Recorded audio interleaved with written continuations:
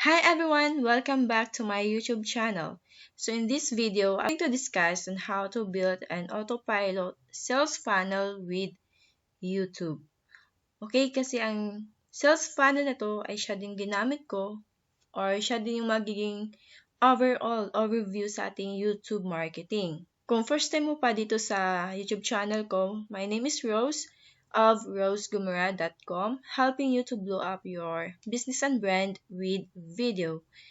So, without further ado guys, sisimulan na natin yung discussion kung paano nga ba magkaroon ng sales funnel sa YouTube. Sa sales funnel natin, meron tayong apat na phases dito. First, sa YouTube.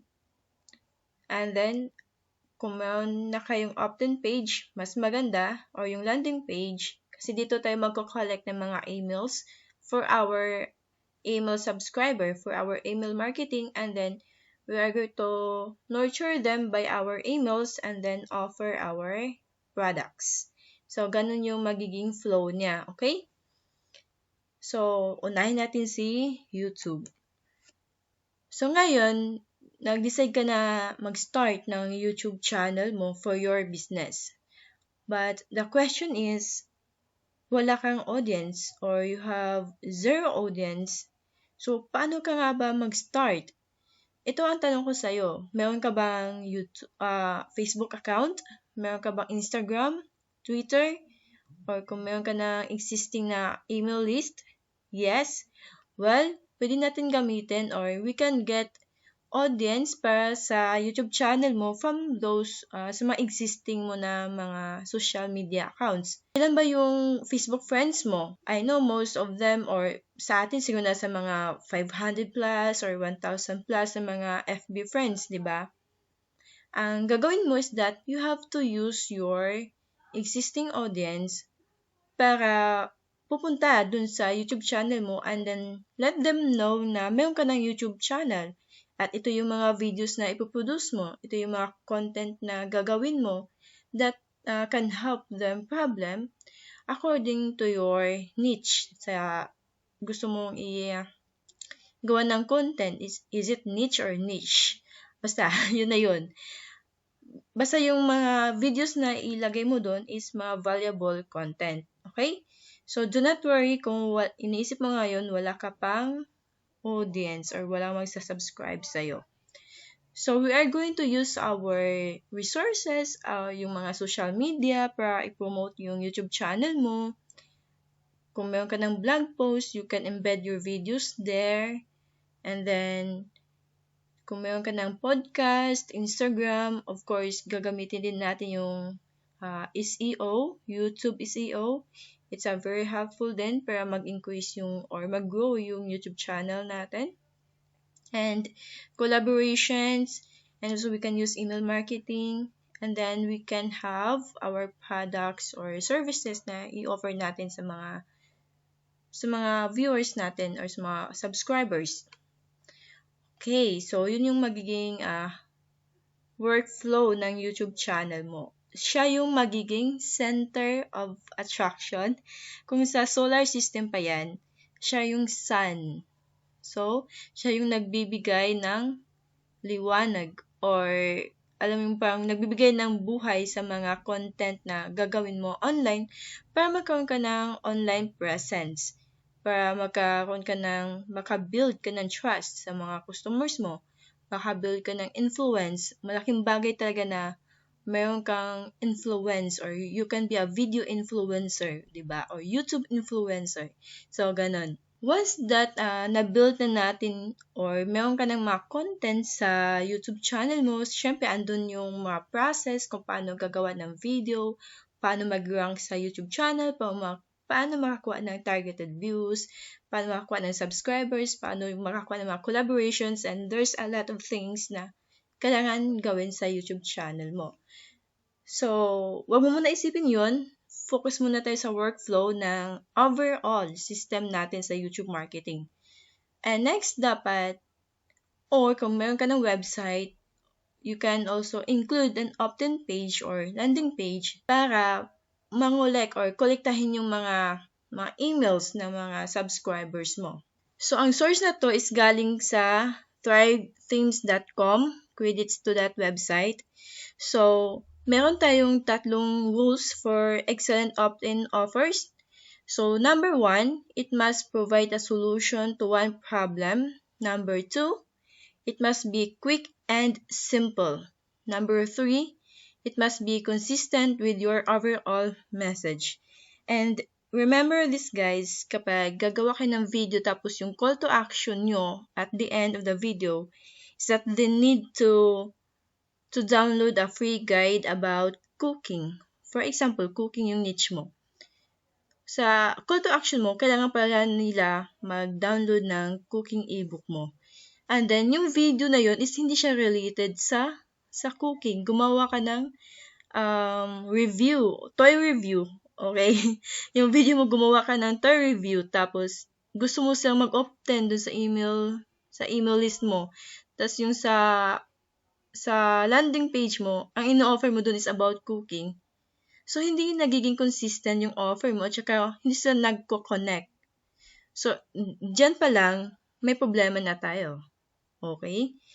So, dyan pa lang, it's very impossible na makakuha ka ng leads for your email subscribers.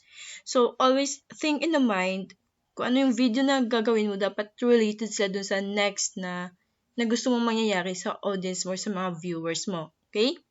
So, yun yung tatlong rules sa opt-in offers natin.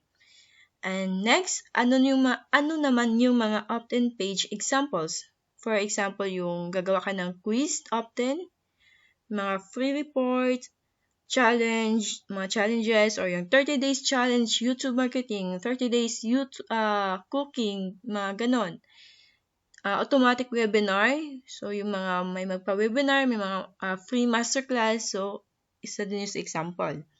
Audio file, or kung nasa podcasting ka, checklist, free coaching, ebook. So, mostly ngayon, pinakasikat talaga to si ebook as a form of opt-in or a lead magnet. So, ayun. Okay? And next, so, meron ka ng YouTube, and then, sa YouTube, i-convert mo yung mga viewers mo into leads. So, papasok sila dyan sa opt-in page mo, may ida-download sila na ebook, tapos i-enter nila yung email address and their name, tapos papasok na sila dun sa email list mo. Sa email list naman, dito natin ino-nurture yung mga leads natin. Okay? So, from strangers sa YouTube, so nagiging email subscribers na sila. So, nakabuild ka ng strong relationship. So, in-nurture mo pa yung mga audience mo hanggang sa magiging from cold audience to warm audience to hot audience. Sa email naman guys, we have different email marketing software. So, depende sa inyo. Sa akin kasi ang na-try ko is yung Get Response. Kasi meron siyang 30 days free trial. So, pwede mo na ma-access yung functionality ng email marketing software ng Get Response. And then, meron din tayong mga MailChimp, ConvertKit, MailerLite, ActiveCampaign, SendFax, and there's a lot of email marketing software online. You can do research in this one kung alin yung mas gusto mo. But for me, in my sa experience ko, maganda yung Get Response in terms of talaga, andun na yung lahat eh. Kaya din nagustuhan ko siya. But now, I'm planning to migrate or transfer sa SendFax kasi meron siyang, yung price kasi niya is, makatipid ka dun if you are in tight budget as of now. So, SendFax is my recommendation for you. Just check it online. Kayo na pong bahala mag-research about that. Okay? And then, so, ayun, nakompleto na natin yung workflow. YouTube for mga strangers, tapos i-convert natin yung mga viewers mo into email subscribers where we are going to mentor them, nurture them, and then tsaka tayo mag-offer ng products natin or yung tsaka tayo magbebenta sa kanila once nakabuild na tayo ng strong relationship with them. Of course, andun pa din yung mga social presence natin, yung mga video natin, mga tutorial, mga Facebook pages, para alam nila that you are in the right place and ma-feel nila na you are a trusted person na magtitiwala sila sa'yo sa offer mo, sa mga services mo na kaya nitong bigyan ng solusyon yung mga problems na-encounter nila or they are facing right now in line with your niche. Okay?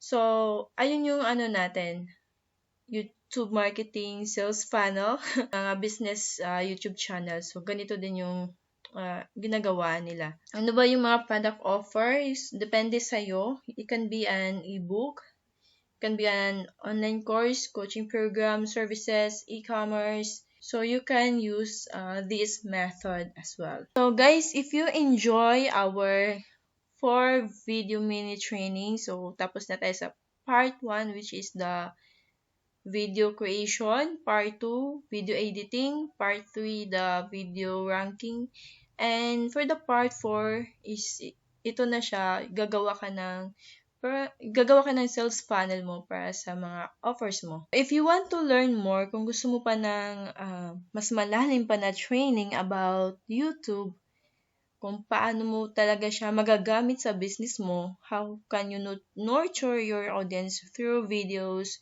through YouTube, hindi lang siya pang vanity, hindi lang pang sikat.